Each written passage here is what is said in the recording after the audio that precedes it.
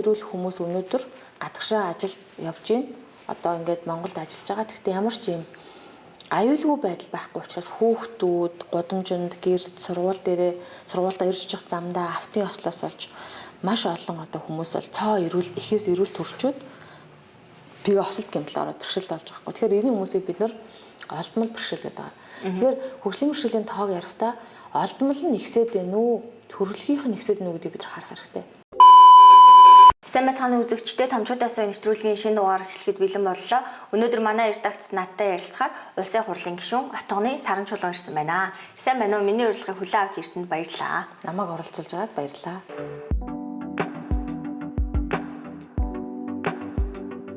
Та бол одоо засаг дарга биш тийм үү? Засгийн газрын гишүүн биш, төсөв захиран зарцуулах эрхгүй те. Одоо хууль тогтоох дээд байгууллага буюу парламентын гишүүн. Тэгэхээр одоо хууль талаас нь, бодлого талаас нь илүү яриасаа гэж хүсэж байна. Тэгэхгүй ингээ нөгөө гишүүтэй ярихаар ахвар руугаа орчдөг, эсвэл ингээ шууд тэмцэгчийн яриа болчих гээд байдаг талтай байдаг. Тэгээд танаас асуухад гишүүн болоод одоо бараг жил гарan боллоо тий. Ямар шүү хуулиуд дээр сууж ийн, ажил чинь ямар байна, ахиц дэвшил хэр байна? За өнгөрсөн жил одоо өнгөрсөн 1 жил гэж яриа тий. Яг 1 жил тангараг өргөд 7 сар тангараг өргөд 7 сард яг 1 жил дууссан. Тэгэхээр 2 хуулийн төслийг өргөн барихаар бэлдсэн. За нэг нь бол нийгмийн ажлын үйлчилгээний тухай, нийгмийн ажлын тухай хууль байгаа. Хоёр дахь нь ялгуурлан гадуурхалт, дарамтаас сэргийлэх тухай хууль байгаа. Ийм 2 хуулийн төсөл дээр ажилласан. Миний санджаагаар одоо ингээд үлдсэн л байна л да. Таныг нөгөө нэг хүүхдүүд чагсаа зогсоосон чинь өөр юм хийгээч тэнцээ хүмүүс зовж штэ гэл нэлээ. Яг хаа сошиал бол одоо ингээд зарим зүйл дээр хитрхийн нөлөөтэй болчиход юм л да гэд байсан. Тэгэхээр тэр ярьсан ярианууд нь ер нь хүмүүс жоохон буруу ойлгогдоод байсан хэсгүүдээсээ эхлүүлээд ер нь ажиллаа ярил. Яг хөө тэр өндөр намаараа хүүхдүүдийг одоо ингээ өндөрөөс нь нам руу зогсоож байна гэд би нэг ярьчихсан. Тэр бол судалгаагаар сэтгэл зүйн олон судалгаагаар ер нь бол хүнийг гадаад төрхөөр нь ялгуурлан гадуурхах тий харагдах байдлаар нь ялгуурлан гадуурхах нөхцөлийг бүрдүүлж байгаа хүчин зүйл байхгүй. Олон улсад жишээлбэл юуг ялгуурлан гадуурхах гэж үздэг вэ гэхээр 12 төрлийн одоо ялгуурлан гадуурхлаа. Нийгмийн гарал үүсэл, шашин шүтлэг тий улс төрийн үзэл бодол, хүүсээр нь, насаар нь гэдэг ингээд тоолоод үзэхээр тэр дотор гадаад төрх гэдэг зүйл бас орж байгаа. Монгол улсад бол яг ингэж бүр наривчлан тодорхойлогдоогүй. За дээрэс нь ялгуурлан гадуурхаж байгаа шууд утгаараа чи намхан, чи өндөр гэж тэр одоо хүмүүс хэлээгүй ч гэсэндээ тэр нөхцөлийг бүрдүүлж өгч байгаа байхгүй. Ингээд цосоогоод ингээд явж байгаа тий. Тэгээ энэ жишээлбэл өөрөө бидний амьдралд хэвшмэл болсон өдөр тутам байдаг мөртлөө олон хүүхдүүдийн сэтгэл санаанд бас юм толб үлдээсэн ийм нэг төрлийн одоо хариуцлагагүй ч гэдэг юм уу мэдрэмжгүй ийм л одоо хэвшил манай улсад байна гэсэн. Тэгээ энийг бид нэр ярихгүй бол одоо бид нар нөгөө би хэлсэн л дээ тэр чойронгоо дээр хар дурсамжууд бол ингээ өргөлжилнэ тий. Дээрэс нь одоо өндөр намаараа өндөр намын жишээн дээр аваад үзэхэд хүүхдүүдийг намхан хүүхдүүд бол ялангуяа хөвгүүд октоодын доор зогсох тий тэр аягүй сэтгэл дундуур байдаг. Хэрвээ сэтгэл зүйчид тий өөрөөс нь үйлчлэгээ авсан хүмүүсийн тухай мэдээллийг ил зарлж болдог байсан бол энтэй холбоотой гадаад төрхөөсөө болж дээрлэл хэлтэнд өртөгдсөн ялгуурлан гадуурхлаас үүдэлтэй сэтлэр дээрлэхсэн кейсүүд бол хэдэн зугаараа хэдэн мянгаар яригдана. Тэгэхээр энийг бид нар ярих цаг болсон байхгүй. Бид нар одоо ингээд глобалчлагдж байгаа бол бас тэрийн гэсэн ярмаар л шүү дээ. Та тэгээ нэг иймэрхүү сэтэлтэй юм ярьсан чинь энэ нь явсаран байгаад одоо зарим хүний нүдэнд таны зургийг харах юм бол энэ нэг өндөр нам яриад идэг гişүн биш дээ. Пупа гэл одоо тэг гişүн болсон чинь ер нь ингээд миний анзаарснаар 2 3 удаа ийм санамсаргүй байдлаар өндрийг ахуулаад жоохон буруу ойлгогдчих шиг болсон. Тэгээ ер нь гişүн болохоор хэр юм бэ? Хийж байгаа ажил, нийгмийн хандлага тэгээ нөгөө таны өмнөөс гişүн биш байхдаа төсөөлжсэн төсөөлөл байгаа шүү дээ. Тэд нэр зурж гин үү? Ажлаа хийхэд ер нь ямар байна? Тий, яг хоо гişүн болцохоор одоо нөгөө гişүн чинь ингээд нэг коноптаар шийдвэр гаргаж байгаа тий. Тэгээ тэр шийдвэр бол зөвхөн одоо хөгжлийн бэрхшээлтэй хүний тухай коноп ерөөсөө биш. Тэгэхээр улс орны бүх асуудал төр коноп дарж байгаа байхгүй. Тэгэхээр бүх асуудлыг судлах хэрэгтэй болдог. За тэгээд өмнө нь би жишээлбэл одоо юу гэдгийг спортын тухай асуудал дээр анхаардаг байсан бол тэр нь өөрөө бусад ямар олон салбартай холбоо хамааралтай байсан бэ гэдэг илүү өргөн зургаар хардаг юм байлээ. Тэгэхээр манай улсад одоо жишээлбэл ингээд иргэд айгүй идэвхтэй штэ тий. Гэхдээ идэвх нь өөрөө одоо улс төрийн идэвх гэдэг утгаараа бүрэн агуулгаар биш байгаа. Сошиал дээр идэвхтэй. Тэгээ хүн болгонд нэг тийм нэг сарыг хулгайлах төлөвлөгөө гэдэг шиг хүн болгонд нэг тийм улсаа хөгжүүлэх төлөвлөгөө байдаг юм билээ. За тэгээ гишүүн болчоор уулзах хүн болгонд тэр нэг царыг хулгайлах төлөвлөгөө ярьдаг байхгүй. Одоо та чи өстө би гишүүн байсан бол ингэх байсан. Чи тгээч ингээч гэдэг ингэ яриад байдаг. Гэтэл тэнд очоод жишээлбэл би сая өнгөрсөн жил 2 хуулийн төслөөр ажиллаж байгаа. Дахиад нийгмийн бодлогын байнгын орон тогтоол гаргаж ажиллаж байгаа тий. Дахиад нөлөөллийн ажлыг хийж байгаа байхгүй. Тэгэхэд миний ингээд цаг мөнгө аль нь ч хөрөлцөхгүй ингээд баг ингээд л арай ч юу гэж баг хийж дуусаад жил байгаа. Тэгээ тэр 2 хууль бол өөрөө яг тухайн асуудлаараа холбоотой харилцааг зохицуулах нийгмийн дүрмийг бий болгож байгаа байхгүй. Тэгэхээр ингээд бүх асуудал руу орно гэдэг бол үнэхээр боломжгүй. Тэрийг бас хүмүүст ингээд ойлгох байсан л. Өмнө нь бол би бас айгүй ингээд ингүүл яасан, ингэх байсан юм биш юм шиг л яг л гэдэг. Тэгэхээр гишүүдийг ингээд яг мэдээж хэрэг бүх асуудал руу орохдоо одоо жишээл ингээд нэг уул уурхайн компани асуудал эсвэл нэг тийм цалгааны асуудал байхад би тэр асуудал руу орно. Гэхдээ орохдоо энэ хөгжлийн хүмүүсийн амьдралтай холбоотой байна уу? Нийгмийн эрүүл мэндийн талаас ямар асуудал хөндөгчин гэж орж байгаа байхгүй. Тэгэхээр тодорхой хүрээтэй байхгүй. Тэгээ өөрийн гэсэн фильтртэй гэсэн. Тэгж орж ээж тэр өөрийнхөө барьж авч байгаа асуудлынхаа легаси болоод тогтолцоог шинжилнэ гэсэн. Тэрнээс биш би тэр дотор байгаа одоо ч юу гэдгийг бүр тэр техникийн нарийн асуудал мэдхгүй. Тэрийн жишээлбэл одоо их цэцэг гişүүлээ цахилгааны тухай ярьдаг ч юм уу те. Гэх мэтэр ингэж олон талаасаа нийлж ингэж ярих хэрэгтэй юм байна. Тэгэхээр энийг хүмүүс одоо бас тэр болгоо айгүй баг мэддэг. Дээрэс нь би зөв ингэж анзаарсан. Манайхаа өөрсдөө нэг улс төрийн боловсролыг сонгуул өгөх гэдэг ганцхан үйлдэлээр л одоо улс төрийн оролцоог, иргэний оролцоог сонгуул өгөх гэдэг ганцхан үйлдэлээр нь л одоо хэмжиж байгаа байхгүй. Уг нь бол одоо гадаад зарим орнуудад бол 5 дугаар ангийн хүүхэд жишээлбэл газар нэг хог хайцсан байхад тэгээ энэ нь яагаад гэдэг тэр замыг мэддэг. Энэ дээр нь ямар тэр нөгөө бодлого нь яах ёстой гэдгийг улаан мэддэг. Тийм иргэний оролцоотой байх ёстой. Тэгвэл бидний энэ мэдлэгтэй ба мэдлэггүй хооронд эсвэл худал ташаа хооронд одоо яваад байгаа энэ хилцүүлгүүд бас нэлээд нь бол цэгцэрх ёстой юм байна. Эсвэл за хүмүүс ингээ юу ч хамаагүй ингээ яриад юу ч хамаагүй буруу сэвэд те дутаа ойлгосон юм а ингээд байгааг харж тэднэрт ууралж бухимдах оронд энэний цаана бол яг энэ дунджргуул болон ер нь бүх албан боловсрол дотор одоо тэр иргэний одоо хариуцлага эрх үүрэг тэгээд улс төрийн оролцоо гэдэг нь юу юм гэдгийг ярих байсан байна да заах ёстой юм байна да гэдэг дүгнэлттэй болол болцсон. Яг янз бүр жоохон хэлүүлсэн л тийм. Тэр хилүүлэх бол аргагүй хөө тийм. Тэр чинь тэгэл хүн чинь мэдж байгаа хэмжээгээр л хариу үзүүлж байгаа байхгүй юу? Хүлээж авсан мэдлэгээр л хариу авч байгаа шүү дээ. Нөгөө нэг сайн ингээл сонгуулаар нэлээ ахиц дэвшилтэй юм шиг эсвэл нэг гаднаасаа зүгээр ингээ мейкап хийгээд байгаа юм шиг те. Ингээл хөгжлөмшөлтэй хүмүүсийн төлөөлөл оруулаад залуучуудын төлөөлөл оруулаад явлаа л да. Тэгээд таны бодлоор та бас хөгжлөмшөлтэй хүмүүсийн төлөө нэлээд олон жил чадхаараа ажиллаа хийсэн. Таны түүхийг, таны замналыг бол хүмүүс сайн мэднэ. Би ч гэсэн сайн мэддэг болохоор тантай ингээд өөрөө ирэхгүй хүндэлтэй харьцах гэдэг нь шүү дээ. Тэрнээс ягаад чи ийм нөгөө нэг блокнд орсон байцыг тэрийг яасан, энийг яасан гэж асуумаар бас санагддаг. Тэгээд хөгжлөмшөлтэй одоо хүний төлөөлөл гишүүн болж ороод энэ хууль эрх зүйн одоо энэ орон дотор байгаа ажил хэрэгт хэр үр нөлөөтэй байна. Үр дүн гарахаар юм шиг байна уу? Тий. За одоо бишээлбэл ингэж байгаа хөгжлийн бэрхшээлтэй хүмүүс одоо Монголд байгаа хөгжлийн бэрхшээлтэй хүмүүсийг бүгднийг нэг персона гэж үзье. За нэг төсөөл гэж үзэх юм бол маш юм гомдолтой, гомдсон, ууртай. Тэгээд ингээд одоо дутуу энэ миний ярьсан юм дутуу ойлгочихгүй гэж үргэлж боддог юм ангишс төвшүүрийн одоо тийм зан характертай. Тийм персонагаар төсөөлөгдөж байгаа гэсэн хөгжлөмшөлтэй хүмүүсийн хувьд л. Гэтэл би чинь болохоор өөрөө одоо энэ дүрийг нь гаргаж тэр дуу хоолой болох гэж одоо нэг талаас ирсэн гэсэн. Тэгэхээр би тэрийг улс төрт одоо тэр уураар нь тэр төвшүүртэй байдлаар нь хүргэнэ гэхээр энэ нь өөрөө нөлөөлийн аргын хэлбэрийн хувьд бол тэмч тохиромжтой биш болчиход байгаа. Би болохоор өөрөө ямар хүн бэ гэхээр би багш хүн байхгүй. Анагаахын сургуулийн багш те нийгмийн эрүүл мэндийн сургууль багшлаг байсан.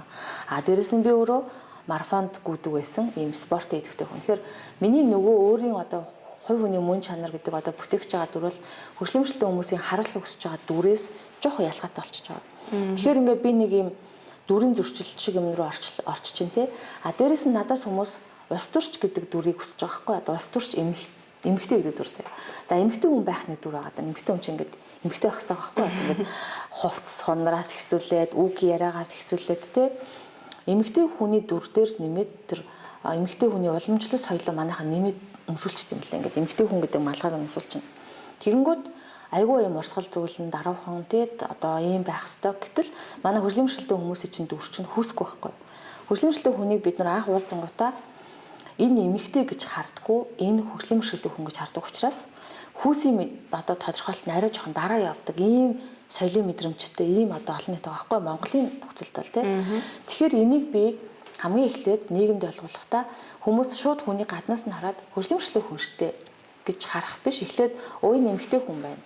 Тэгээ энэ одоо бүсгүй хүн байна, энэ эрэгтэй хүн байна гэж хараад дараа нь энэ ямар ур чадвартай баба ямар одоо хүн бэ гэснээр энэ хүний эрүүл мэндийн хувьд энэ нь жоохон юу юм бэ шүү дээ. Энд нь ингээд тохируулчих гэдэг бодол хүний тархинд төрүүлж суух хэрэгтэй. Тэр цагт манай нийгэм хөгжлийн бэрхшээлтэй хүмүүсийг одоо алагчлах, ялгаж харах тэр ойлголт бага болно. Гэтэл одоо их хуралд орсон чинь бас тийм мэдрэмж хэврэл байгаа байхгүй. Одоо би ингээд юм асуухлаар их сургуулийн багш хүнштэй гэдэг ойлголт бүр баг 3 4 дугаарт орж ирж байгаа. Намайг одоо хардаг, хүлээн авч байгаа нь шууд эхлээд хөгжлийн бэрхшээлтэй хүн гэдэг нөгөө гонгисон, нөгөө нэг одоо стресстэй, нөгөө одоо баг юу ч мэдэхгүй те зарим талаараа энэ дүрээр нь хүлээж ангуудаа буцаад хариулт нь амар одоо тааруу хариулж өгч байгаа байхгүй. Одоо ингээд би тэр хүний юу хариулах гэж байгааг ойлгож мэдээд анализыг төвшөнд байхад за хөрх юмд ямар ч зингийн гал унтраач гэж байгаа юм шиг хариултуудыг би их олон сонссон. Тэгэхээр бүх төвшөнд энэ мэдрэмж бол байгаа. Гэхдээ яг мэдээж одоо мэдлэг боловсрал болоо шийдвэр гаргах төвшөнд ажиллаж байгаа хүмүүс бол мэдээж арай дээр мэдээж одоо бага нэлээд дээр л дээ тийм. Гэхдээ бидний одоо бурхан санаагаар болдог бол гэдэг шиг тийм Монголд байгаа энэ бүх хүмүүсийн хүслээр болдог шүү. Тэр хэмжээнд бол очихоо ерөөсө болог байгаа. Гэхдээ яг уу одоо эрт өрөө нэгэн цагт эхлэх нь хождог шүү дээ. Тэр утгаараа би бол энийг аягүй сайн гэж үзэж байгаа. Нөгөө талдаа сая бид нар нэг жилийн дараа гişүүд хоорондоо ингээд одоо дүгнэлт хийж байгаа шүү дээ. Ажлын дүгнэлтээ хийгээд ингээд ярахад бол ялангуяа манай нам дээр одоо эргэн тойронд нөгөө тэр чинь ойр ойрын группуд байгаа шүү дээ. Тэгэхэд бол маш олон гişүүд ингэж дүгнэжсэн. Бид нар хизээч их хурал дээр ийм олон одоо хөгжлийн бэрхшээлийн асуудал ийм олон асуудалтай холбоотой юм байна гэж мэдээгүй. Бид нар маш их одоо мэдлэгтэй болж авсан гэж дүгнэж байгаа байхгүй. Дээрэс нь би жишээлбэл одоо их хурал дээр хөгжлийн бэрхшээлийн асуудлыг ярих биш. Би өөрөө нийгмийн эрүүл мэндэ ярьж болно, нийгмийн ажиллаа ярьж болно тийм. Гэтэл манай бусад гişүүд тэр асуудлыг ярьдаг болсон байх хэвээр. Энэ бол хамгийн гол одоо бас нэг том өөрчлөлт. Тэгээ энэ нь өнгөрсөн жил бол өмнөх бүх үеийн цаг үеийн парламентаас хамгийн сайнараа хэрэгжсэн жил байсан. Яг уу одоо дуу хоолойгийнхаа хувьд тийм. Дээрэс нь энэ жил бол тэр засаг дарга нартай бол маш их ажилласан. Тийм. Тэгэхээр үр дүн нь одоо улсын төсөв дээр харагдах нэг уу гэж хүлээгдэж байна. Одоо бодит амьдрал дээр буугаад ярахаар хөгжлийн бэрхшээлтэй иргэн гэдгээр ингээл те одоо чинь ингээл төсөөлөл нь те төсөөлөл ингээл тэрэгцэртэй те хар царай жоохон гонигтай те ингээд тэр хүмүүс ингээд зүгээр амьдрэх хэр орчин нь байхгүй шүү дээ. Тэнгүүд мэдээж одоо та ингээд хууль тогтоох байгууллагад нь ажиллаад хуулийг батлуулаад тэрийг нь одоо магадгүй засгийн газар нийслэл нь хэрэгжүүлэхгүй тэр дунд тэр хүмүүс хохирч яваад айгүй удцсан юм шиг санагдчих. Тийм яг үн тэгсэн.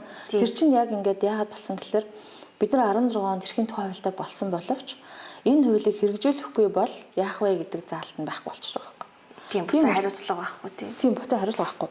Тийм учраас одоо бид нар бол сая их хурал дээр ажлын хэсэг байгуулагдаад нэг ажил нь юу байсан бэ гэхээр хуулийн хэрэгжлийг хангуулах хэрэгтэй, салбар дундын бодлогыг тодорхойлох хэрэгтэй гэд ингээд нэг ажил үүсгээд энүүнийхээ хүрээнд эрх бүхий те хуулиараа олгогдсон санхүүгийн боломжтой засгийн газрын нэлээд хэдэн субъектуудаас хамгийн боломжит ихний таргет зорилт бүлэг бол засаг дарга нараас байхгүй. Тэгэхээр засаг дарга нартай уулзаад та өөрийнхөө тий одоо харьяалж байгаа одоо удирдах байгаа орон нутагт чинь байгаа хөгжлийн бэрхшээлтэй хүмүүст яг энэ 13 ажлыг хийчвэл Монгол улс хүний эрхийн одоо тайландаа тэдэн жилийн дараах үнэлгээ нэг хэдэн шат дээшлэх юм аа. Энийг хийгээч гээд ажлын гаргаад бүр ингээд индикатор шалгуурын гаргаж өгсөн байхгүй. Тэр ажлын нэг ажлынхаа нэг шалгуурыг хүмүүст ойлгуулахын тулд гэрээсээ гарцгаая гэдэг ажил хийж байгаа байхгүй. Тэдийн газар яваад байсан тийм. Аха. Тэгэнгүүт одоо би жоохон таныг нөгөө угаасаа мэдж байгаа болохоор бас хүмүүсийг мэдээсэй гэснийг асуулт асуумаар байна. Одоо яг тэрэгцэртэй хүн байлаа гэхэд тэр хүнд яг сар дулсаас хитэн төгрөг өгдөг. Нэрэл одоо нэг ийм хандлага байдаг шүү дээ. Энэ хитэн хөгжлийн бэрхшээлтэй иргэн хөгжчүүдийг бид нэр татвараараа тижээлээ мэжээлээ халамж автгаарлаа энэ төр гэлэгдэг шүү дээ. Тэгвэл тэр хүмүүс бид нар яг хитэн төгрөг өгөөд идэх тийм. Тийм их мөнгө өгөөд идэх юм уу? Тэр хүмүүс нэрээ одоо ингээл зүгээр мөнгө аваад сурцсан мөнгөө нэмүүлээгээд тэмцээд байж идэг юм уу?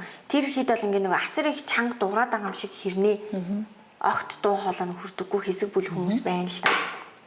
Яг энийг одоо тодруулах гад улсын төсөв ба хөгжлийн бэрхшээлтэй хүний эрх гэд бүх яамдаас үнэхээр та нар ингээл мөнгө аваад байгаа гэж бол тэр чинь харъя гэдэг ингээд нэг томруулдаг шилэр тий. Ингээд тэр чинь харагдахгүй байгаа байхгүй. Улсын төсөв мөнгө өгöd байгаа гэх тэр дотор нь ингээд баахан багц юм яваад байгаа. Тэрэгэн зэр хэрэгэлдэг хүмүүс дотроо ингээд одоо төрөлтөө зарим нь бол одоо ослоос болоод ажил хийж байгаад осол гэмтэл ороод тэгээд тэрэгэн зэр хэрэглэхээс аргагүй болсон. Буюу хөлн нуруу одоо мэдрэлийн хувьд гэмтсэн, хөлн гэмтсэн эргэшгүйгээр одоо босч чадахгүй болсон бас тэрэгэн зэр хэрэглэж байгаа. За энэ хүмүүс бол хэрвээ нийгмийн даатгалын санд тэрөө мөнгө өгдөг одоо татвараа төлдөг байсан бол эдний авах мөнгө бол 600 сая төгрөг сард 600 гаруй мянган төгрөг авч байгаа 680 явцаа авч байгаа. Гэтэл ажил хийх насандаа хүрээгүй байжгаад одоо 18 нас хүрээгүй байжгаад өвчний улмаас ч юм уу ослоос ч юм ямар нэгэн байдлаар тэр нийгмийн даатгалын санд мөнгө төлж амжаагүй байхдаа хөгжлийн бэрхшээлтэй болчихсон хүмүүст бол тэрнээс бага мөнгө авч байгаа. Бараг 470 байна уу? Би нарийн тоог нь сайн мэдэхгүй байна. Гэхдээ 680 хүрэхгүй. За ингээ мөнгөөр нэг ийм хэмжээний мөнгө авч байгаа. Энэ мөнгө нь л тэр үний халамжийн сангаас олгодог юм уу? Нийгмийн даатгалын сангаас биш гэсэн үг. Тэгэхээр Монгол улсын одоо энэ нийгмийн халамж даатгалын одоо нийгмийн халамж хамгааллын өгж байгаа мөнгө чинь нийгмийн даатгал гэдэг нэг сав, нийгмийн халамж гэдэг нэг савнаас ингээд тараагдчих байгаа байхгүй. Гэтэл нийгмийн халамжийн сав нэг жижигхэн одоо арай бага хэмжээтэй, нийгмийн даатгал нь арай том. Тэгвэл нийгмийн даатгалчтай Монгол улсын бүх хүний л халааснаас мөнгө авч байгаа шүү дээ. Тийм. Гэтэл уг нь бол тэр нийгмийн даатгалаас авж байгаа мөнгийг те хөгжлийн бэрхшээлтэй хүн авж байгаа тэр чинь ажил хийдэг байсан байж таараа. Тэр хүнд нэг тийм ажлын ур чадвар байж таарах нь шүү дээ. Тий хоёр гараараа хийнэ үү, тархи ажилуулна уу байх хэвээр. Тэр нь эргээд тэр хүнийг эргээд нийгмийн амьдралдаа ажилдаа эргэж ороход нь туслах хэвээр. Одоо эргэн хөл дээр нь босоход нь туслах хэвээр байхгүй. Тэр зарчмын хүрээнд жишээлбэл нийгмийн даатгалын сангаас буцаад дахиад нэг зардал олдог нь юу вэ гэхээр хиймэл хөл юм уу, тэр тэрэгэнцрэн ч юм уу те тэр зардал байгаа. Тэр нь маш бага хувьтай. Өөрөөр хэлбэл маш чанаргүй нэг хөл өгөн чамд одоо хиймэл хөл өгж бодно. Тэр нь 3 жилийн хугацаанд нэг л өгнө гэдэг ч юм уу ийм заалттай. Гэтэл тэр өгж байгаа тэр хэрэгсэл нь 3 жилийн хөрөхгүй эвдэрчин. Тэгэхээр тэр хүн яах вэ? Гэртэл шүү дээ. Тэгэхээр өөрөөр хэлбэл энийг одоо эсвэл тэрийгэ зөв хэрэгжилж чадаагүйг бол бас эвдэлж болно. Тэгэхээр тэрийг нэг хүн зааж өгсөн шүү дээ. Одоо шил ингээд автосолд орчоод эмнэлэгт 1 сар хэвтээд эргээд ингээд гэрлүүгөө харахад уг нь л юу байх ёстой гэхээр юм заавар ах хэрэгтэй. Яаж хөл дээр босох вэ? Тэрэгэн дээр яаж хэрэглэх вэ? Хиймэл хөл яаж хэрэглэдэг вэ? Тэ? Сэтгэл зүйн хувьд энэ үнтэй уулзаад яаж эргэж өөрийнхөө сэтгэл зүйг олж авах гэдэг ийм үйлчлэгээ ингээд эмнэлгүүд өөрөө байх хэрэгтэй байхгүй. Энийг бид нар нийгмийн эрүүл мэндийн 2 дахь, 3 дахь урьдчилан сэргийлдэг. Өөрөөр хэлбэл дараагийн өвчнөөс нь хамгаалж байгаа, дараагийн эрсдлээс нь хамгаалж авахгүй. Энэ хэсэг манад байхгүй. Одоо би баг хатуулж байгаа байхгүй. Тэгэхээр энэ тогтолцоонуудыг чинь бий болгохын тулд зөвхөн гэр бүлийн яамтай ажиллаад энэ бол болохгүй ажиллагаа байхгүй. Тэгэхээр эрүүл мэндийн яамтай ажиллах хэрэгтэй. Бүх эмнэлгүүдтэй ажиллах хэрэгтэй. Нийслэлтэй ажиллах хэрэгтэй тий. Ингээд салбар дундын яамд ажиллах хэрэгтэй болчиход байгаа. За тэгвэл нөгөө талд одоо тэр засаг дарга байдаг юм уу тий. Тэд нар юу хийх ёстой вэ гэхээр аймаг дүүрэгтэнд байгаа хүмүүсийнхаа одоо нөхөн аймгийн тодорхой хэдэн бүлгүүдийнхаа тэр нарийн хэрэгцээнд гарах ёстой. Хэдэн хүн асалт ороод хэвтэрт байна вэ тий. Хэдэн хүн өнөөдөр орон гэргүй байна ч гэдэг юм ингэж гаргачаад тэгээд нөгөө төсөвсөн төсвийн чинь хэдэн хувь нийшээ зарцуулагдсангууд тэдэн жилийн дараа эсвэл жилийн дараа тэдэн хүн ийм болно гэдэг тооцоотой төсөв бид нар хармаар байгаа байхгүй. Тэгэхээр энүүний араас явахын тулд яг түрүү одоо чиний хэлсэн нөгөө нэг цэцэг дарга биш штэ гэсэн мөртлөө би тэр хүмүүст одоо ингээд дунд нь орцсон гэж явж байгаа байхгүй. Тэгэхээр яг над чиг ингээд явж байгаа гişүүд бас зөндөө байгаа. Ингээд компьютероор барьцсан ингээд ингээч гэдэг бодлого хувьд ийм байгаа ч гэдэг. Гэтэл хүмүүс яг юмаа хийх гээд ингээд одоо шул энэ баскет дээр очиод одоо юу гэдгийг око дээр очиод чи нэг дарга ангууд би чи энийг яагаад хийхгүй байгаа чи энэ яагаад хийхгүй байгаа гэхээр дунд нь нэг журамтай заяа нэг юм бодлого тогтоолт тэр 21 зүрцэн ингээд зүрцэн тэгэхээр тэрийг яах вэ гэхээр их хурал дээр ч юм уу аль нэг хуулийн зүйл заалтан дээр нь одоо цаг хугацааны хувьд өөрөөр баталсан болоод ч юм уу ингээд зөрүү гараад тэгээд бодлого хуулийн хийдлүүд гарцсан асуудал байгаа. Тэгэхээр тэрийг жишээл их хурал одоо гаргаж тий засах хэрэгтэй. Гэтэл би тэр хуулийг өөрөө дунд нь орж хутгалдахгүйгээр засчаар дахиад хэрэггүй болгож байгаа байхгүй. Тий. Таны ярьж байгаа нэг юм ингээд анзаарэгдэж байна л да. Нөгөө төрд яагаад бүтээмж гүйцэтгэл байхгүй байна гэхээр хүн болгоныг юм цаасаа өгөхгүй би энэний дагуу байсан. Нөгөө тэнцээ нэг байна тэгээ зүр. Тэнгүүдээ ингээд хүн болгоныг дарахтаа тэгээ тэр даргын үед энэ даргын үед гээд тэгээд ямар ч дата манай төрд байдаггүй. Яг хүнийхээ энэ тоог өгөөч. Тоо өгөөч гэхээр манай төрд байдаггүй те. Тэгсэн ирнэ 7 8 дарахтай. Тэгээ энэ бүр үнэхээр зовлонтой байна уу? Тий, одоо яг би одоо бүгднийг тэгж хэлэх бол одоо их юугүй энэ бол мэдэхгүй байна. А яг хөгжлийн мэргэжлийн салбар дээр жишээ хэлээ. 3 жилийн өмнө энэтхэгт нэг сайн дурын одоо байгууллага байт юм л да. Жайпур гэдэг хотод нь одоо хүмүүс хиймэлүүл өнгөө хийж өгдөг гинэ. Тэгээд тэр байгууллага яадаг вэ гэхээр хэрвээ 600 хүний бэлэн бодит кейс материал хүсэлт байвал өөртөө мобайл үйлдвэрээ авцарч угсраад 8 хурж ирээд тэр хүмүүст хөл хийж өгдөг үйлдвэр байдаг гинэ. Тэгээд танай улсад тийм үйл байвал тийм одоо хүсэлт байвал бид нар очиж хийгээд өгье гэжээ. Тэгсэн чинь нэг тэр нөө энтэг Монголын хамт ажиллагааны байгууллага нь Монголд ийм 600 хүний юу байгаа юм болов уу гэд ингээд хайгаад оцсон чи олоогүй гинэ. Одоо дандаа дээдл нь 200 гараад зогсчихдог хүмүүсийн мэдээлэл нь. Гэтэл статистикийн хороноос жил болгон мэдээлэл гардаг да. Тэгээ эмнэлгүүд эрүүл мэндийн хөгжлийн төв байнга мэдээлэл гаргахад жилд 600 байтугай хүн хүлээт хариулж байгаа шүү дээ. Уг нь л. Гэтэл хүлээт хариулсан хүмүүс тэнд тоог байгаад байхад сахараас болж гин осол гэмтлээс байхад яагаад манад 200 гаруй хүний дата яваад зогсоод ахлах гэсэн байхгүй байгаа шинж байхгүй. Тэгээ тэрийг бид нар яаж хийсэн гэж фэйсбүүкээр цуглуулад тэр хүмүүсийг авчраад 600 байтугай 7-800 хүний материал зүгээр л үнэгүй Google формоор өөрсдөө цуглуулж агаад нөгөө хүмүүсийг авчирч тэр хүмүүст хиймэлүүл гэж өгч байгаа байхгүй. Өгсөн юм уу тийм өгсөн. Бид тэр төслийг хэрэгжүүлсэн. Гэхдээ тэр сонгуулийн өмнө ингээд эхлээд тэгээд гишүүн басны дараа бүр сүүлд нь их хамгаалалын сайд бол тухайн үедээсэн болгоомжийн сайд энтрийн дэмжлэгээр бүр 3-4 яам оролцож тэр ажил биелэл болсон. Яг бол нөгөө үйлдвэр нь орж ирэх гэсэн чинь бичиг баримт, гайлын бичиг баримт. Нөгөө ажилтнууд нь орж ирэх гэсэн чинь гайлын бичиг баримт. Эрүүл мэндийн яамны бичиг баримт гэд бүүн процесс болсон. Тэгээ эндээс ерөөдөө би зүгээр юу гэж ойлгосон гэхээр ямар ч байсан хөгжлийн мөршөлтөө хүмүүсийн дата бол байхгүй. Одоо бидний бодож байгаа шиг байхгүй. Тэ? Надад манай гэрт хөлгөө байгаа хүний хин нь гуяраа тариулсан, хин нь өвдгөрөө тариулсан хоёрын ялгаан дээр холигтой дата байхгүй байсан байхгүй. Тэгэхээр одоо орон даяараа энэ дээр үл ажиллаж байгаа. Одоо бол маш их ажиллаж байгаа. Тийм шүү дээ. Бид нар тоо байж ижил тэрийг хэмжиж ажиллаж чаддаг шүү дээ. Тийм. Хэмжиж чадахгүй бол тэгээд яаж удирдах юм? Тэр чинь нөгөө боломжгүй байхгүй. Мөнгөж удирдах чадахгүй. Тэгээ алсын хараа байхгүй бол хэцүү. Гэтэл бид нар томоор бол алсын хараатай шүү дээ, тий? Тэрийгэ задлах хэрэгтэй байгаа. Би одоо танаас чинь хөгжлийн бэрхшээлтэй хүний яг үнэ хөгжил гэж ярих айгүй утгагүй байгаа байхгүй тий. Хоцноосоо гараад манай хот чинь айгүй өндөр босготой хот гэдэг байлээ шүү дээ. Энэ нь зэрэглэлээрээ биш нөгөө зүгээр бодит босгоо өндөр хийчихдээ тий. Хөгжлийн бэрхшээлтэй хүмүүс нь орж гарч чаддаггүй тий. Сая тэгээ та гэрээсээ гарцгаа гээд тэрэгцэртэй явж байгааг нь харсан.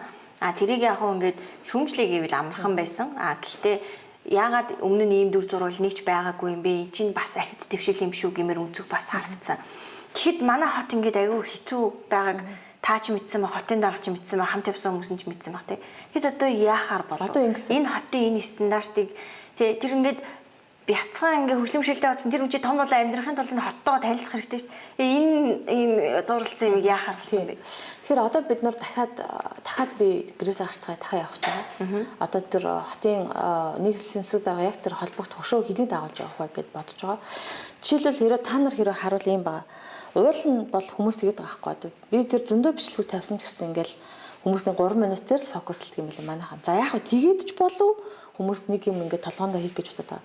Автобус ингээд одоо автобуснаас ч нэг юм ингээд нээгдэж байгаа шүү дээ. Нэг юм шат ингээд нээгдэхэд тэр нь шүү дээ юм билээ. Тийм доошогоо ингээд дэшээ ийм хавлаг байхгүй ийм юм байна. Тэгээ энэ нь ингээд нээгдээд ингээд шууд чалан дээр тавихлаар энэ ч огцом ингээд навхан болчиход байгаа. Тэгэхээр автобус яах ёстой гэхээр энэ дээр өдөө нөгөө кармаа шүү дээ. Халаасны дээр бордуур дээр автобус тул зогсох ёстой.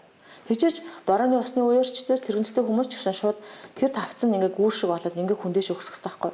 Тэгэхэд автобусууд ерөөсөө тэр зогсох тийм юу алга. Жолооч нар тэг зогсохгүй байгаа байхгүй. Амар хол зогсож шүү дээ. Тэнд энд ингээ зогсно. За нэгдүгээр алдаа тэр байгаа. Хоёрдугаар алдаа нь болохоор тэнд нэг товч өгдөг байхгүй ингээ дарахаар жолооч нь ирэх хэрэгтэй байхгүй. Тэр нэг товчийн дарахаар тэр товчийн дараа ерөөсөө ирээгүй. Ерөөсөө тэр товчин тэр жолооч руугаа сигнал нь одоо очоогүй. Тэр автобусных нь нэвдэрхий вэж такс юм уу? Автобусээс зов. Тэр жолооч нь тэр юм унтрац юм уу? Тэр ерөөсөө манаас хурааг байгаа. Тэгэхээр манад ийм стандартуудыг баагаар ингээд хийх хэрэгтэй байгаа. Стандартчлал хэмжил зүүн газар гэдэг байна. Стандартууд байдаг. Тэд нар ингээд стандартаа гаргачаад тэрийгэ промоут хийж олон нийтэд таниулах ажил нь аягүй дутагдaltaй. Тийм бүртгэхийн биелэлтэй бүртгэж явчихдаг тий. Гэтэл тэр дотор миний хэлээд байгаа автобус эндээ зогсох ёстой. Энэ нь ингэж онгоох ёстой. Ингэдэг юм гар ажиллагаа биш байсан юм аа. Конов дарахаар ингэдэг байх байсан юм аа гэдэг стандарт байхгүй байгаа байхгүй. За тийм байдгийн байж тэгвэл ядаж одоо жолоочоо ингээд ойрхон зогсооч гэдэг юмыг бид нар одоо ярьж байгаа. Тэгэхээр бүх жолооч нарт ажлын шаардлага тавиад заавал ингэж зогсох хэрэгтэй гэдэг. Тэгээ хөгжлийн бэрхшээлтэй хүмүүсийг автобусны буудаар тусгай зогсоолоор зогсох хэрэгтэй. Одоо жоохон харагдах. Одоо ингээ автобусны буудалч хүмүүс ингээ зогсоход хөгжлийн бэрхшээлтэй хүмүүс энэ зогсох хэрэгтэй байхгүй нэг юм одоо туг мөгний хажууд ч юм уу эсвэл нэг юм тэмдэглээ таних тэмдэгтэй. Тэнд нь ингээд хүүхдэд төрж байгаа хүмүүс ч байх хэрэгтэй. Хөгжлийн бэрхшээлтэй хүмүүс ч байх хэрэгтэй. Таягтай хүмүүс тэмүүж жолоож хараад жоох ойрхон зогсно.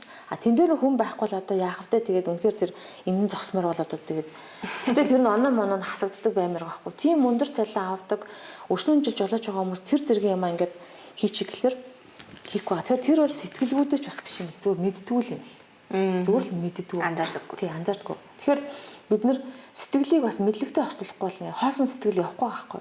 Тэгвэл манайхан яаж ингэж ямар ямбалцан гарууд юм араад тий бид нар энэ тэрэгнэртэй хүмүүс чи өргөөд ингээд тавьчдیں۔ Гинэ.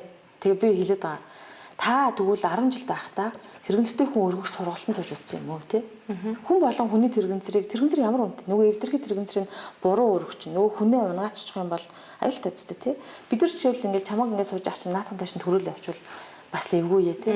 Тэгэхээр тийм наад захын юмаа мэдэхгүй хүмүүс тэн дээр тэрэгнэртэй ямбалцсан нөгөө маа гэж навагчд янз бүр хэлж байгаа. Тэгэхээр тэр бол тэр хүмүүсийн мэдэхгүй байгааг л харуулж байгаа. Тэгээ мэдэхгүй байгаа нь тэр хүмүүсийн буруу бас биш. Манай тогтолцоо ийм л байсан байна. Тэгээ одоо энийг хэдүүлээ засъя гэл тэр нөгөө 32 индикатор чинь нэг ажлын хил тэгж ярьж байгаа. Гахаа цаана 31 ажил байгаа байхгүй. Тий. Бас нэг асуумаар байгаа юм. Одоо ингээ хөгжлийн бэрхшээлүүд ингээд нэмэгдээд байгаа юм шүү тий. Нэмэгдээд байгаа. Ингээд төрөл зүйлгээд ингээ хүндөвтөр байдал нь тий. Ингээд бидний нөгөө анх мэддэг байсан зүгээр л одоо энэ хүн харааны бэрхшээлтэй байна, энэ хүн сонсголын бэрхшээлтэй байна, хөлнийг идэг чинь ингээд өнгөрөөд тий бидний огт мэдэхгүй шилний цаадах амьдрал гэдэг шиг юм өрнөд байгаа юм шүү. Тэгээд дата байдаггүй тий. Тэгээд та за яг та нэг гишүүн юм байна. Тэгээд ганцаараа мэдээж бүх юм хийж чадахгүй олон яамны юу хэрэгтэй. Тэгээд энд бас иргэд оролцох хэрэгтэй юм шиг санагдсан. Тэгэхээр шийдэл нь яг аль хэсэгтээ байна вэ? Одоо бид нар би өнгөрсөн жил яг энэ ажлын хэсгийг ахлаа эхлэх хамгийн түрүүнд бол салбарын судалгаа хийгээд хоёр юм руу бүр ингээд одоо маш тууштай ажиллая гэсэн. Нэг нь хяналт үнэлгээ байгаа. Одоо яг юу хийсэн гэдэг нь эргэж хянан төсөлтөө нөлөөлүүлнэ гэдэг ажил байгаа. Хоёрт нь олон нийтийн мэдлэг хандлагыг дээшлүүлэх ажил байгаа. Тоо баримтыг бид нар нэмэгдчихнэ гэж ярих уу эсвэл яг тоо баримт хоёр янзаар 3 4 шалтгаанаар нэмэгдэж байгаа. Нэгдүгээрт одоо бид нар илрүүлэх сайтай болчих. Тэ одоо өөрөөр хэлбэл эн чинь ингээд бид нар энийг нэг жоохон тэнэгдүү гэж боддог гэсэн эн чинь одоо юу гэдгийг оюуны одоо ийм бэрхшээлтэй байсан байна тэ гэж ойлгодог тэ. Эсвэл энэ жоохон удаан суралцдаг гэж бодсон чинь хөнгөн хэлбэрийн одоо ийм аутизм байсан байж гэдэг юм уу ингээд нөгөө илрүүлэг одоо сайжрах юм бол топ баримт нэмэгдэж байгаа. Хоёрд гэх юм бол хөгжлийн бэрхшээлтэй хүмүүсийн одоо юу гэдгийг нөгөө бүртгэл судалгаагаа илүү наривчлаад ирж байгаа хгүй. Одоо өмнө нь бол зүгээр харааны гэл байдаг хад хараа дотроо хүний хараа хідэн янзын бэрхшээл байгаа хгүй. Одоо ингээд энэ тороор харж байгаа шиг ингэж хардаг заа. Ингэж тойрхоор нь хардаг хүмүүс байна. Ингээд ийм нүдний шилэн дээр хөвөн төрөгцсөн юм шиг хардаг хүн байна. Юу ч харахгүй ингээ хардаг. Эсвэл нэг юм жижигхэн зурсаар хардаг хүн байна. Өнгө хардггүй хүмүүс. Эдгээр бүгдээрээ тодорхой хэмжээгээр энэ хөгжлийн бэрхшээлтэй хүмүүс гэсэн үг те. Энэ минийгээ тоолоод ингээ англиад ирэхээр энэ тоонууд төрөлжөөд ирэхээр энэ болгонд нь зориулсан хэрэгцээ шаардлага гараад ирэхээр энэ тоо бас ингэж харагдаж байгаа. За манад шаардлагагүй уул нь ийм юмнаас болж хүн бэрхшээлтэй болох шаардлагагүй юм да гэдэг бэрхшээлүүд осол гэмтэл байгаа. Цэвэр ахуйн ослоод үйл төрлийн ослоод хоёр байгаа. Өөрөөр хэлэх юм бол цоо ирүүл хүмүүс өнөөдөр гадагшаа ажил явж гин. Одоо ингээд Монголд ажиллаж байгаа. Гэхдээ ямар ч юм аюулгүй байдал байхгүй учраас хүүхдүүд, гудамжинд, гэрд, сургуультай ирж чих замдаа автын ослоос болж маш олон одоо хүмүүс бол цоо ирүүл ихээс ирүүл төрчөөд бигээ осолт гэмтэл ороод бэрхшээлд болж байгаа. Тэгэхээр энэ хүмүүсийг бид нар олдмол бэрхшээл гэдэг байгаа. Тэгэхээр хөгжлийн бэрхшээлийн тоог ярихдаа олдмол нь ихсээд байна уу, төрөлхийнх нь ихсээд байна уу гэдгийг бид нар харах хэрэгтэй. Тийм ээ. Тий. Олдмол нь ихсэж байгаа бол бид нар хөгжлийн бэрхшээлийн үнийн эрхийн тухай хууль 1000 байгаад нэмэргүй бид нар нийгмийн аюулгүй байдлын тухай хууль руу ярих хэрэгтэй байхгүй. Нийгмийн ярих хэрэгтэй. Тэгээ өөр аюулгүй байдлаа хангахгүй очиж. Тий. Бид нар яг нэг дайн болж байгаа байс орон шиг л юм болчиход байгаа. Яг хөө зүгээр одоо байгаа тэр улсын бүртгэл бүртгэгдсэн хуваараа буюу 3-аас 6% бол олон улсын дундаж нэг юм жишээ. Гэхдээ энийг окей гэж хэлж болохгүй. Бид нар энэ доторх пропорцийг харах хэрэгтэй гэсэн үг. Тэгэхээр манайх бол олдмол маш их байгаа учраас олдмолын хувьд байх ёстой хэмжээс их байгаа. 3 сая хүн амтай байхад олдмол бэрхшээл их нь бол бусад улсын жишгээс маш их байгаа. Манай бас бол аюултай гэсэн үг байхгүй. Тэгэхээр энэ хоёр дээр яг энэ тоогоор л ерөөхдөө ажилладаг. Тэгэхээр бид нар одоо хөдөлмөрийн аюулгүй байдлын тухай хууль, нийгмийн эрүүл мэндийн асуудлууд одоо нөгөө хүртээмж гэдэг нөгөө гэрээсээ гарч цааш дахиад ярих тустай болчиход байгаа юм. Тийм. Өмнө нь хоорондоо ингээл явж нэгэн дээр л очих юм байна л да. Тийм, ерөөсөө л тийм. Дээрэс нь хөгжлийн бэрхшээл бол өөрөө бас хүний сэтгэл дотор их байдаг зүйл. Одоо юу гэдэг юм, би жишээлбэл одоо хүлгүү харахдаг байдлаар нэг хүлгүү байхад сэтгэлдээ би хөлтөө байвал яаж иж байгаа явдаг хөхгүй. Гэтэл зарим хүмүүсийн хувьд бол сэтгэл дотроо би гаднаа нэг хүлгүү мөртлөө сэтгэлдээ баг суугаалцсан байдаг. Одоо би ингэж чадахгүй штэ гэх тээ. Тэгэхээр энэ бол өөрөө хөгжлийн бэрхшээлийн тоогоос гадна хөгжлийн бэрхшээлийн тэр хүндийн жин гих нэмж байгаа. Манай бэрхшээлт хүмүүс өөрсдөө эргэн тойрныхоо хүмүүсийг бас их ингээд ачаалж одоо ядрааж те би ингээд чадахгүй, би болохгүй, миний амьдрал ингээд хэцүү болчлоо гэж ингэж ороод ирж байгаа гэсэн. За тэгвэл энэ дээр тэднийг бид нар яаж буцааж татаж авах вэ гэхээр түрүү нөгөө эмнэлээс гарах төлөвлөгөө гэдэг шиг. Газ буцааж олж авах ийм бодлого хэрэгтэй байгаа байхгүй. Арга замыг зааж өгдөг бодлого. Тэгвэл нэг хүн бэрхшээлтэй болоход гэр бүлтэн дахиад нэг хүн хамааралтай болж байгаа байхгүй. Нэг хүн дагаад ажилгүй болно шүү дээ. Нэг хүн дагаад сэтгэлийн асуудалтай болж байгаа байхгүй. Тийм. Миний нэг сонин одоо сонсч ирсэн бүр нүдэрээ харж ирсэн юмнууд байна заяа. Зүгээр ингээд одоо түрүүний шиг ажил хийж байгаад ингээд хуруу муруугаа аваа ичдэг ч юм уу тий. Нэг ингээд гэмтэл болонгууд за тэгвэл гэлс наадгаа ингээд нөгөө хөшлийн бишэлгийн тэтгэмжийн группт оруулчих. Зүгээрээ манай тэр баг нэг хумсан унсан ч орсон шүү дээ энэ төр гээд тэгээд ингээд нөгөө хүмүүсийн одоо муу санаа юм уу сэргэлийн юм уу бэлэнчлээд байгаа ч юм уу тий.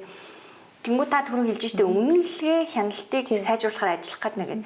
Тэгэхээр энэ нөгөө нэг ямар тохиолдолд хөгжим бишэлтэд байх юм тий. Тэгээ өөрийнхөө амийг насан турсан хүн чинь өөрийгөө бас юу ах хэрэгтэй штэ уулс намайг эрүүл амьдруулах хэрэгтэй гэж байхгүй. Тэгэхээр энэ зохицуулалт саяны ихний юунд нь орох юм байна тий. За энэ чинь ингэж аа. За одоо жишээлбэл одоо социал демок одоо яхаа ингээд том зургаар нь айгүй олон нийгмийн бодлого гэж бага ярьж байгаа л да. Гэхдээ би яагаад социал демократ үзэл одоо баримталтай намаас явж байгаа гэхээр тэр чинь ингэж байгаа байхгүй. За чи өөрийнхөө амьдралынхаа төлөө өөрийнхөө чадхаараа бүх юма хийчих. Чадах юм хязгаараа тултал хийчээ. Үлдсэн чадахгүй байгаа юм чинь төр зохицуулъя гэдэг ийм л үзэл баримтлахгүй. Дээрэс нь нийгмийн ажил өөрөө бас тийм мэрэгжил. Би өөрөө нийгмийн ажилтан мэрэгжил болохоор тэгэхээр тийм мэрэгжил. Тэгвэл би өөрийнхөө чадхаараа одоо амьдралынхаа төлөө самардыг гэвэл хүн ингээл амин дээр тулах юм бол одоо хөлгөө байсан ч гаргүй байсан ч хүн ингээд мацдаг да тий.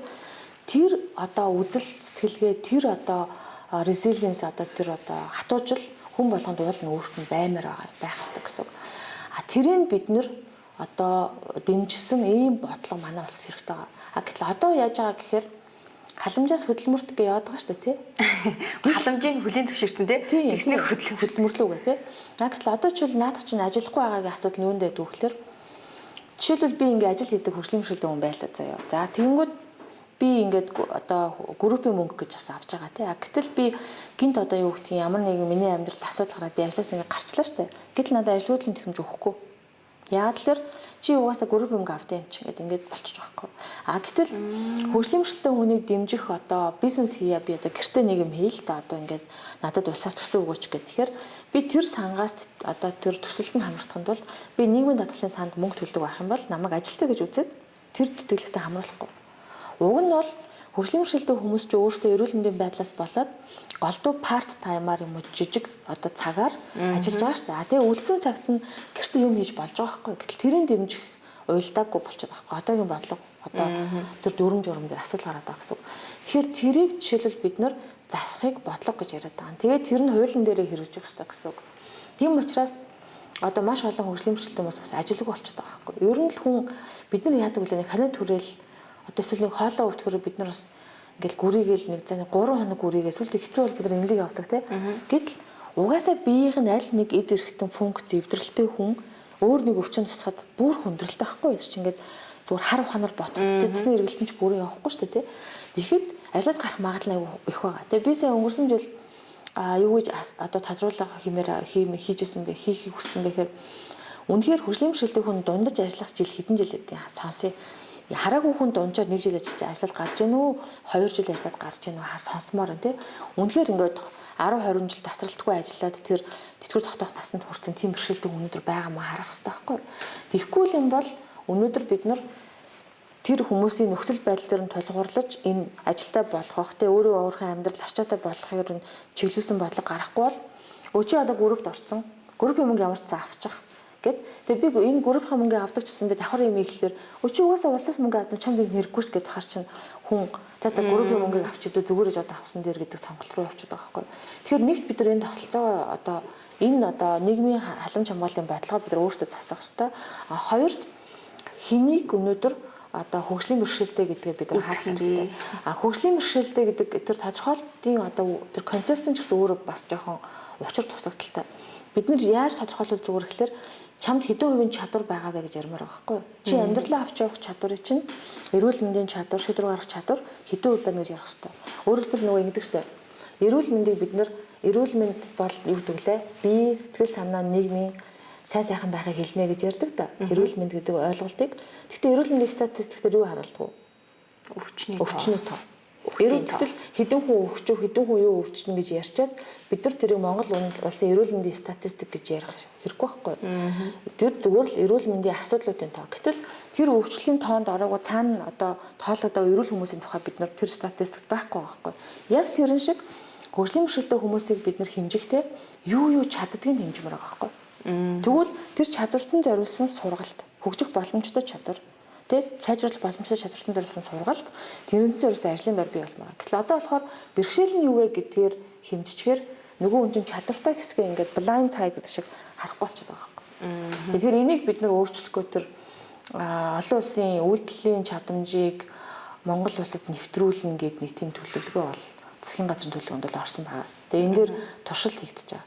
Та 20 хуулийн төсөл санаачлаад тэрнэрээ ажиллаж байгаа гэж байна. Эхний хууль нь бол одоо саний ярьсан юмудаа уйлтгал юм байна л да. Тэгэхээр нөгөө хоёр дахь хууль байсан шүү дээ. Ялгуурлан гадуурхалтаас урьдчилан сэргийлэх тухай гэсэн үү тий. Тэр одоо нэлийн сонирхолтой байна. Яаж ялгуурлан гадуурхаж байгааг батлах юм тий. Одоо айгүй хэцүү шүү дээ. Энэ намайг ялгаад ийн гэхлээр битээ гонгнод чи дутуугийн мэдрэмжтэй гэл дугаалгачдаг болсон шүү дээ. Тэгэхээр яаж одоо батлах юм? Ямар учиртай хууль юм? Тийм. За би ч юмас одоо асуулт та тий. За Баска өнөөдөр ингээд дарга нэлээ тий. Манай Око одоо цэрэг нэлээ гэж байна. Тэнгүүд чи ингээд Окод хэлэх нь шүү дээ. За энэ одоо ажил үүрэг чинь танаа одоо студи өөр ингэсэн дүрмтэй. Тэгээд тэр дүрмийнхаа эсрэг чи өөр нэг юм хийчлээ. Тэнгүүд Око тэрийг харцсан. Гэтэ чи Окод ингээд чи чинь дарга нэмчин зайтайхан байгаарэ. Одоо ингээд эн чинь ингээд ингэж штэ гэж хэлэл орчихоор Око яах вэ? Даргатай хүлээс ёс зүйн юм бод ажиллагаа үлдэхээ бодоод ёс зүйн хувьд за ашиг гэдэг ингээд орчих жоо. Гэхдээ хэрэв Око хэлмээр байвал чи Оког ялгуурлан гадуурх нь тий. Одоо энийг юм хурдан ямар сонин олон дахин ярьт ингээд та. Энийг чөлөөл ёс зүйн дарамт гэж хэлж байгаа. Ийм ойлголт манад өнөөдөр байсан уугүй юу гэдэг бид нар бодох хэрэгтэй. Байхгүй шүү дээ. Энэ зүгээр хатгаарч. Энийг шийдэн зэ. Яаж шийдэх вэ гэхээр энэ бол жишээ шүү дээ тий. Тэгэнгүүтээ ёс зүйн дарамтыг мэдээлсэн хүнээ бид нар хамгаалах хэрэгтэй. Мэдээлэл тогтолцоог нь бид нар бий болгож өгөх хэрэгтэй. Хүний эрхийн комиссэнд иргэдэг тэр албатуудын ажил үүргийг бид нар наривчлаад ингэж хариуцаад ингэж хийнэ гэдэг тэр чиг зургийг энэ хуулиар зааж өгч байгаа гэсэн.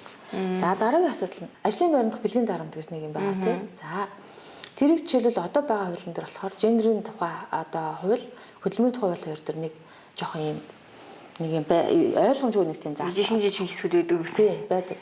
Гэхдээ тэр хуулиар яадаг вэ гэхээр ажил дээр чинь нэг одоо чамаас юу гэдэг албан тушаалын хувьд нэг одоо арай ахмад нэг хүн эрэгтэй хүн урж ирээд чамаа ингээ зүгээр ингээ байж байгаа чи ажуун нэсгээр үнсчлээ. Үнсцэн тий. Тэгээд хүүе ямар балаа юм бэ? Яагаад наваг үнсч вэ? Би ямар яасан ингээ хэрүүл уурал хөөцөлтэй болохоор хаа урах уу? Гэмт хэрэг мөн үү?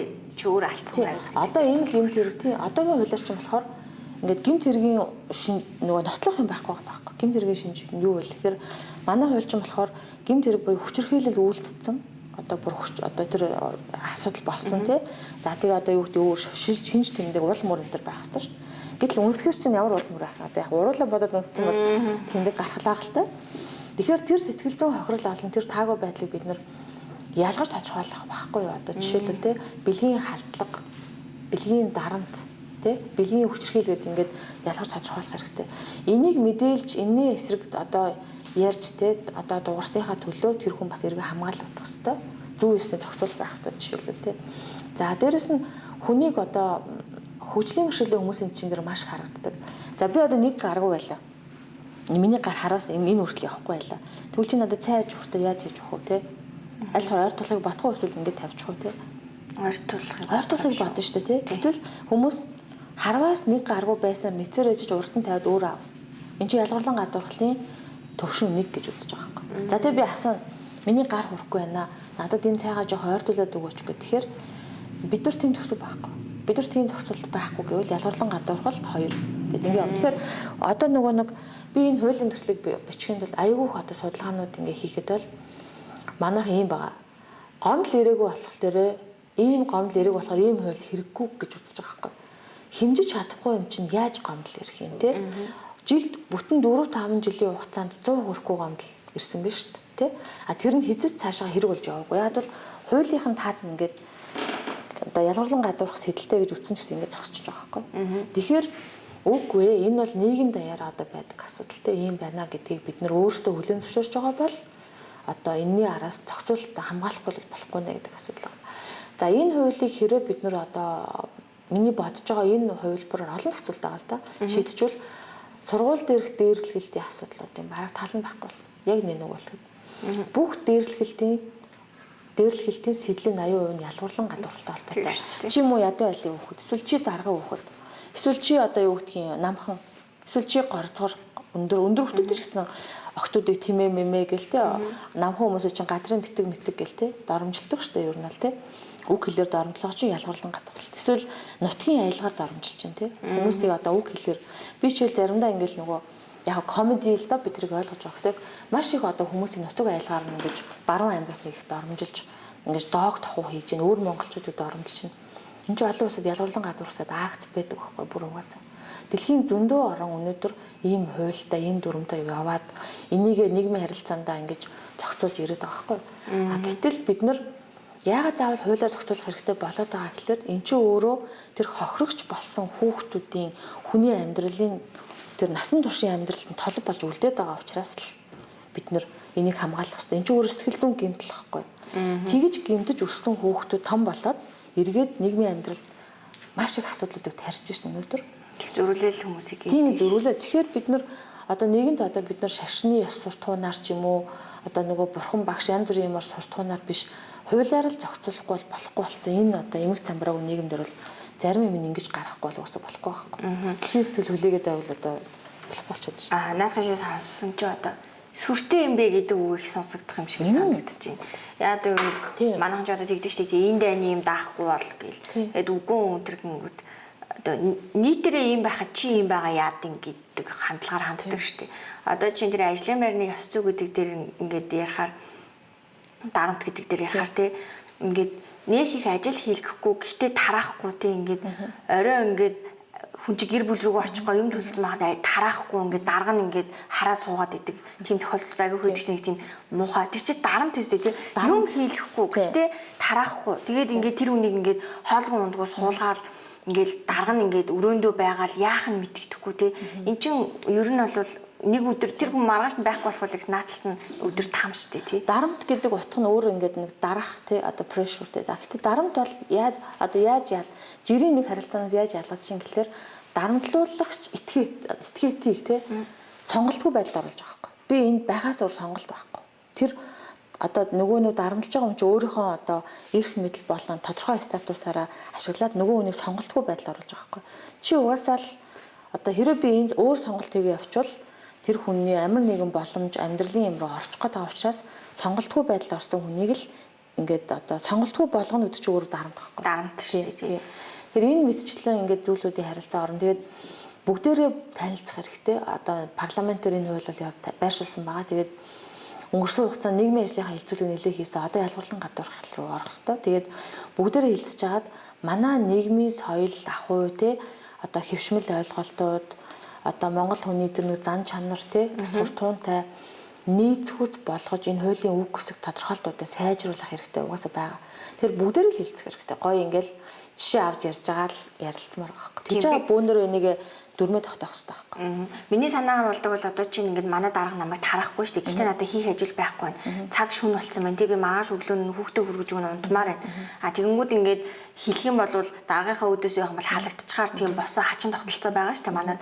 Тэнгүүд би ингээд нэг газар ингээд бичиж өгчмөр байгаа байхгүй. Тэ ингэсэн тэдэн цаг ажлын цаг тэд үндэслэл тэргээл өгчдөг. Тэр газар нь тэгээд эргэж ирэхдээ тэр хүнийг энэ өгсөн гэхгүйгээр хамгаалаад тэр хүнд нэг ингээд Тийм бас наадэр ч одоо ингэж байна. Наадэр чи юм ба. Одоо манай хууль нэр биш үл яг ийм концепт байлгаа.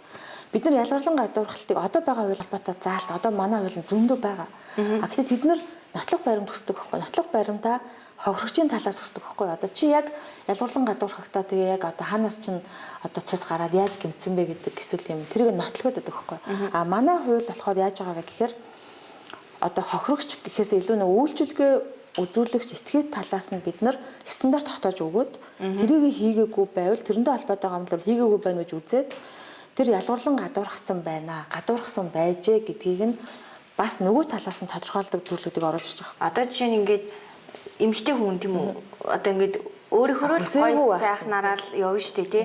Тэнгүүд одоо ингээд гэтээ би мэдэхгүй юм л да. Яг бол манай байгууллагадан эмэгтэйчүүд гэдэг болохоор гэхдээ хүмүүсийн ярианаас сонсож байхад бас өмнө нь ажиллаж исэн туршлагаа харахад нэг жоохон ахмаг албан тушаалтай гаднаасаа ингээд амарлаг мужик залуутын амарлаг гэхдээ хүнтэй хойлох нахтай ингээд нэг хогийн заван муухай хандлагууд үзүүлээд идэг. Тэгээ тэрийг хэлэхээр баг тэр эмгтейх нь буруу болоо хохирогч нь дахиж хохироод сүүл рүүгээ хилж онгоолж хор дугаа игээд сүүл рүүгээ ямар ч орон зайгүй болоод ажлаасаа гардаг эсвэл нуугдаж амьдрэх ч юм уу тэр үний амьдралыг ингээ оронгоор нэрвүүлж штэ. Тэгэхээр энийг шийдэг шийдэл бол мэдээж олон улсад байгаа л илүү. Тэгэхээр энийг таны хууль дээр зохицуултаар бол байгаа юм тий. Би түрүү нөгөө хэлээд байгаа нь хоёр тал одоо тэр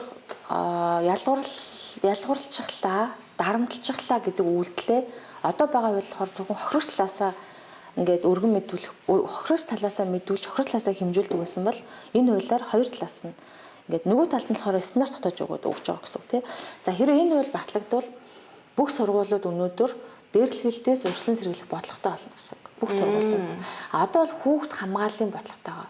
Хүүхд хамгааллын бодлого хүүхд хамгааллын хуультай уялдаатай. Хүүхд хамгааллын бодлого яаж ажиллаж юм гэхээр хэрэв янз бүрийн асуудал гарвал нөгөө нэг хамтарсан баг нь ажилтдаг гэсэн үг. Асуудал гарах хүртэл тэр баг ингээд бас харьцангуй идэвхгүй ч юм уу ийм процесстэй болчиход байгаа юм. Тэгвэл тэр ялгарын гаргал дээрлэлж аягүй далд явж байгаа шүү дээ тий. Далдахгүй тий. Тэгэхээр асуудал гарч ил гарах хүртэл экзамен тууланда тий тэр хүртэл хүн өхөж болж байна, гэмтэж болж байна тий. А тэгэхээр ялгарлан гадуурхал дарамтаа сэргийлэх хууль хэрвээ одоо санаа гарманд болоод батлагдаад ингээд явчих юм бол урьдчилан сэргийлэх рүү нэлээ их юм орно гэсэн үг. Одоо ялангуяа бид нар төрийн байгууллагын төрийн албан агчдын ёс зүйтэй холбоотой асуудлууд нэлээ одоо өргөн төвшөнд хилцэж ярьж одоо энийг хийн гэсэн. Тэр энийг бид нар ялгаж залгах хэрэгтэй. А түрүү нөгөө эмэгтэй хүний нөгөө ажлын байрны ёсч тэн дээр шил бид нар хүсээгүй байхад нь эрэгтэй ч эмэгтэй ч хүсээгүй байхад нь хүний одоо биеинд хүрэхтэй одоо эмзэг нандан газрууд нь хүрэхийг хүртэл бид нар энэ бол одоо бэлгийн халдлага энэ чинь бэлгийн халдлага гэдэг доторд хөрөлтөө шүү дээ олон улсад бол тий тэрийг өөр нь тодорхойлж өгч байгаа байхгүй. Тэг гомдол болоо. Тэгтэл нөгөө заавал учир за тэгэл гэдэг нөгөө юм ин одоо байхгүй болгож байгаа гэсэн. Тэгэхээр нөгөө талдаа нийгэм өөрөө энэ дээр манай залуучууд ялангуяа хандлагын өөрчлөлт хийх хэрэгтэй. Бид нар өөрсдөө ингээ бас шаардах хэрэгтэй. Ингээл нэг хүн дураараа юу гэдгийг ингээ хүн төрчил эн чинь хуулаараа ёс зүйн хувьч гэсэн юм биш үү гэдэг ингээ явах хэрэгтэй. Эвлэрч болох. Эвлэрч юусоо болохгүй.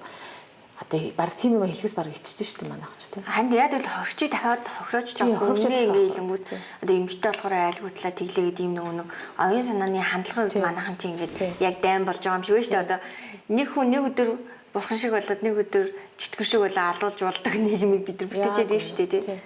Тэр хүсээгүй байхад нь ингээд жишээлбэл тэр заалтыг байгаа. Тэгэхээр тэр саяны жижиг одоо янз бүрийн үйлдэлүүд бол айгу ингээд ялгаж гарч ирнэ. Гэхдээ олноор хилцүүлэхээр хүмүүсийн реакц яах нь би бас харах айгу тисэж ядаж хүлээж байгаа байхгүй. Хүмүүсийн үйлдэлээр. Гэхдээ яг энэ нөгөө хуулийг аваад явж байгаа хүний үед би нийлэл юм асуумаар байна.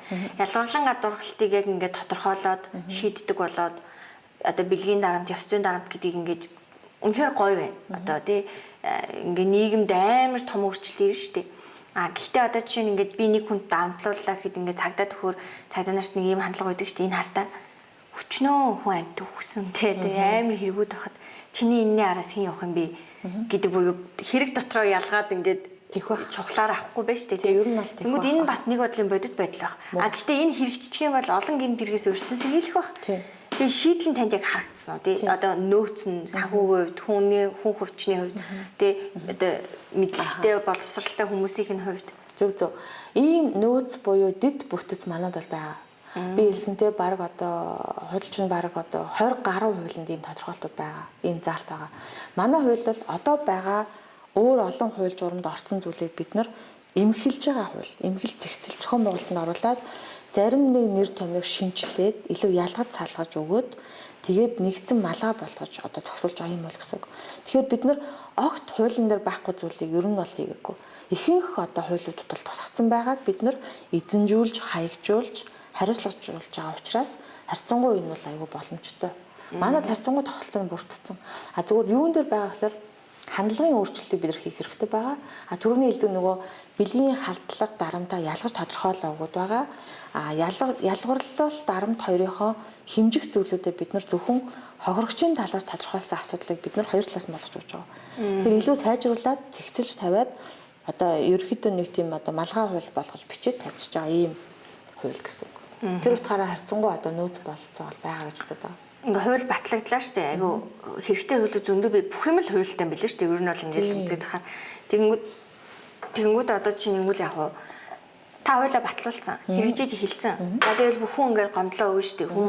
Хүн чинь амаа мартах шүү дээ. Ингээл овоорондоо ингээл тэгсэн чинь тэрийг хэрэгжүүлэхгүй байвал та хянаад тэг хүүе надаа хэрэгжүүлээч гээд тэгээд та улсын хурлын гишүүн байлаа хяналтаа тавилаа. Буцаад хариу реакц нь ер нь хэр ирдیں۔ Тоод юм уу, хийд юм уу? Хийдэг юм шиг байна уу? Яг энэ асуудлыг би өнгөрсөн жил хөгжлийн өмчлөлийн эрхийн тухай хууль дээр харсан.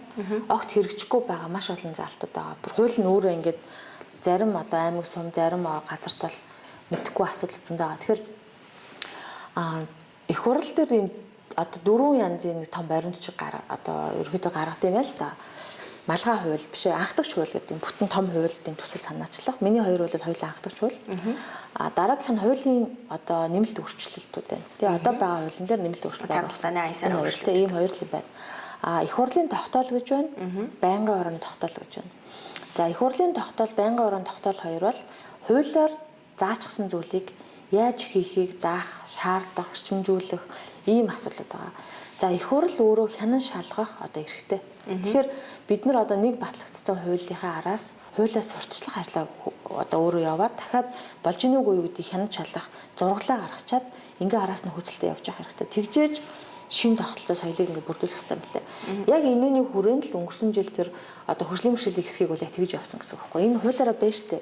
Олон улсын конвенцорооч байна, гэрээрэч байна. Энийг хийчихээ гэсэн чинь бид нэр яг индикатор дээр нь алдаад наа яг юу хийх үү гэдээ хахаар тэрийг гаргаж өгөөд араас нь явж байгаа гэсэн үг. Тэгэхээр бүх юм дандаа ийм хян шалгаал тэг ингээд цагдаж одоо явах замаар биш маш их гэгэр үлэг ажлыг бас хийх юм бол юм болж бүтдэг гэж би бас хараад байгаа юм. Тэгэхээр зааж өгөөд бүр бэлэн жишээ гаргаад өгчгөр тэрнийхэн дагуу юм хийж байгаа. Та нар улсын наадмыг хүртээмжтэй байхыг харсан уу? Ингээ гоё юм асар ирсэн байсан шүү дээ. Улсын 100 жилээр хөгжлийн бэрхшээлийн хүмүүст зориулсан Ахмад настай хүмүүст зориулсан юм амар хасар гэх томоор барьсан байгаа байхгүй. Тэр бол манай ажлын нэг тод үр дүн байхгүй жишээлх юм бол. Плетайм наадам маш гоё хүртээмжтэй хэсэгтэйсэн. Тэр бол манай одоо нөлөөлийн ажлын одоо бас нэг ингээл үр дүнгууд явж байгаа байхгүй. Ер нь аливаа одоо нутаг дэвсгэр дээр явж байгаа арга хэмжээг хүртээмжтэй байх хэрэгтэй гэдэг чиглэлийг засаг дарамжт өгч байгаа.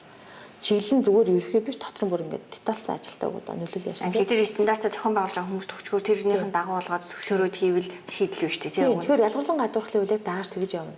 Одоо хэрэгжүүлэх тэр хууль хэрэгжлийн төлөвлөгөөг нь араас нь гаргаа явах хэрэгтэй. Тэрэн дээр жоохон настайхан шиг юм хийгээд тавьчмаар байхгүй. Тэгвэл өнөөдөр үр дүнгэнд бид нар харахгүй байсан ч гэсэн нэг 10 жилийн дараа тий манай одоо 10 жилийн дараа 20 хүрэх хүүхдүүд магадгүй 10 настайгаас хойш дээрлэхүүлэх магадлал нь буураад 20 настайдаа травматай хүүхдүүдийн тоо багасч магадгүй болох гэдэг байна. Тий. Тийм ээ. Нөгөө үзэл баримтлал нь айгүй гоё хууль тийм. Тий. Урьдчилан сэргийлэх агуулга нэлээд байгаа. Урьдчилан сэргийлэх агуулга тэгээд соён гэгэрүүлэх агуулга гэдэг хуулиуд томор нарах юм бол 10 20 30% ингээ оруулсан баг гэсэн. Дан ингээл цагдаад дан торгоод байхаас илүү бас юм таниулан мэдүүлэх агуулга нэлээд байгаа гэсэн. Би ингээд анзаархаар одоо чинь энэ ялгарлан гадуурхалт те дарамтаас урьдчилан сэргийлэх тухай хууль, нийгмийн даатгалын тухай хууль ингээд жоохон амьдралд ойр залуучуудын ойлгоод байгаа хуулиуд дандаа улсын хууль дээр унжаахан. Ер нь дотор нь анзаарч хахад ер нь ямар хууль ямар тохиолдолд унаад юм. Хин сайн лобби хийсэн мэдээж хэрэг хуулиа одоо таниулна. Лобби нэгний яд гэхэлэр гишүүдэд танилцуулах хэрэгтэй. Яа тэр гишүүчэнд коноп таарна шүү дээ тий.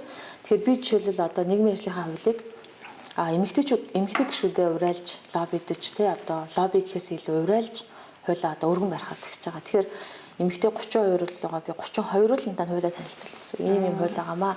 Энэ хууль би болсноороо хүний эрхийн ийм үр дагавартай, эдийн засгийн ийм үр дагавартай юм а. Та энийг дэмжиж гэдэг ийм ажлыг хийх хэрэгтэй. За ялгарлан гадуурхал дээр бол би заавал эмэгтэй гэхгүй манай одоо ажлын хэсгийн гишүүд байгаа л одоо самбуу гишүүн, ганмаа гишүүн, бум очир, баасан жаргал бид нэр одоо тэр хуулийг боловсруулж хамтран ажилласан. Тэгэхээр тэр хуулийнхаа лоббиг бид тав ингээд бас ингээд танилцуулаад ингээд явах хэрэгтэй гэсэн. Гэхдээ ер нь бол их хурл бол би ба чиний төлөөлөхгүй. Тэгэхээр чи миний эмийг дэмжиж байгаа бол чи бас өөрийнхөө ойр авийн хүмүүст энэ хуулийг таниулах хэрэгтэй гэсэн үг байхгүй. Яг энэ нь уулын чамайг 12 дугаар анги төгсөх чинь боловсролч уулна байж байгаасан чи сураагүй аваагүй байхгүй.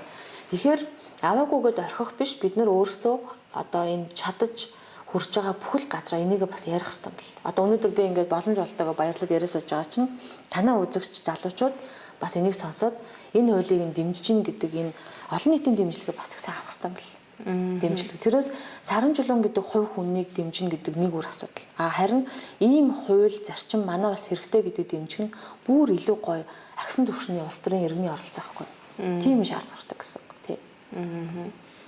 За тэгвэл хуулийг нэлээсээ ойлголоо. Тэгээд хууль нь амжилттай батлагдаасаа. Тэгээд танаас бол яг нэг улсын хурлын гишүүдтэй ярихаар тэр нэг хяналт гэдэг юмыг л сайн тавь. Яг одоо л нэг үед бол хүмүүс гишүүн надаа худаг барьж өгөхгүй, гурил будаа авчирч өгөхгүй ойлгоод байгаа тийм. Одоо харин тэр нөгөө гадна сургуулийг нь барих хэвээр хүмүүсийг нь жоохон хянаад тийм гишүүд ингээд яг үндсэн ажиллаа хийхийг шаардаад хэрвээ одоо гишүүний ард одоо олон нийт өөр хүчтэй ч гэх юм бол гишүүний үг хүчтэй дааттай байна шүү дээ тийм. Тэгэхээр тэр талаас нас бид нараас янз янзын хийнэ.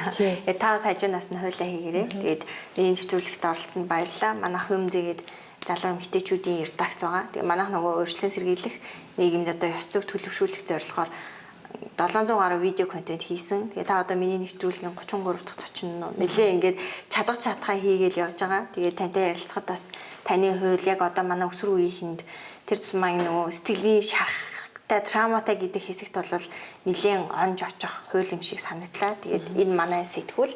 За баярлалаа. За тэгээд улс төрийн ажилтны амжилт хүсье. За баярлалаа Баска.